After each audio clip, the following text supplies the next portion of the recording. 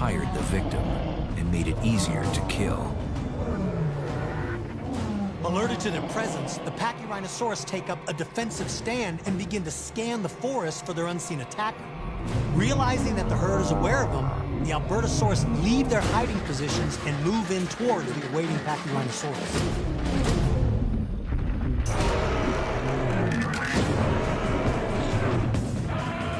Pachyrhinosaurus had eyes on the side of its head. Its depth perception was poor.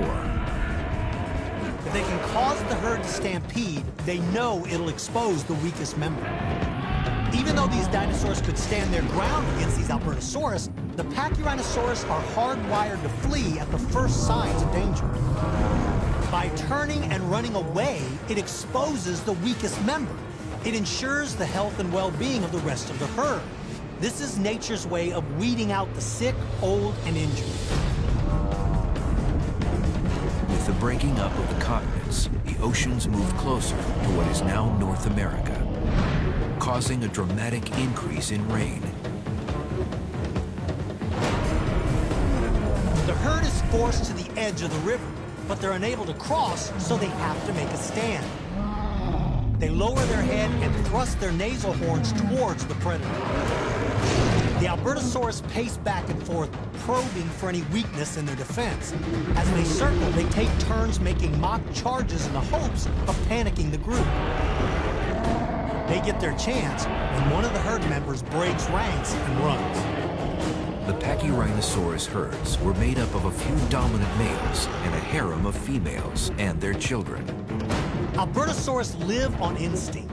The moment that Pachy breaks ranks and runs for it, the predators zero in on him and give chase. The Albertosaurus knows that separated from the herd, this Pachyrhinosaurus does not stand a chance of defending himself. It's the old adage, divide and conquer. The Pachyrhinosaurus frill was almost 3 inches thick and made of solid bone.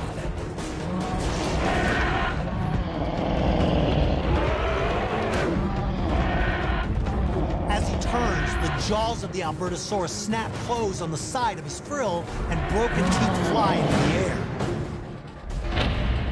The Pachy lowers his head and hopes to ram the Albertosaurus with his long nose. The Pachyrhinosaurus could grow back its horn if it broke. One of the weaknesses of Albertosaurus is that it's relatively lightly built. Now, looking at their size, that may seem hard to believe, but when you look at their skeletal design, you'll see that their bones are hollow. These hollow bones are rigid and strong, but they're very, very light. So if the Pachy gets lucky and hits a bone, it could break it without really any problem.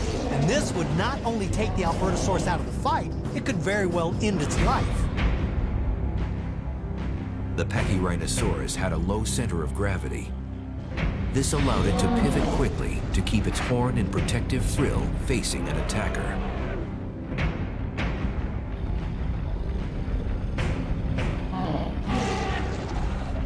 Pachyrhinosaurus, like pretty much all members of the Ceratopsian family, have no weaponry from behind their neck backwards. From their neck back, they're completely vulnerable and they have no weapons. They have no spikes, they have nothing.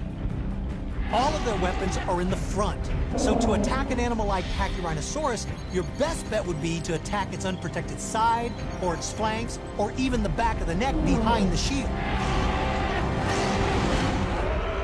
The skin of the Pachyrhinosaurus was up to 3 inches thick and similar in toughness to an elephant or rhino.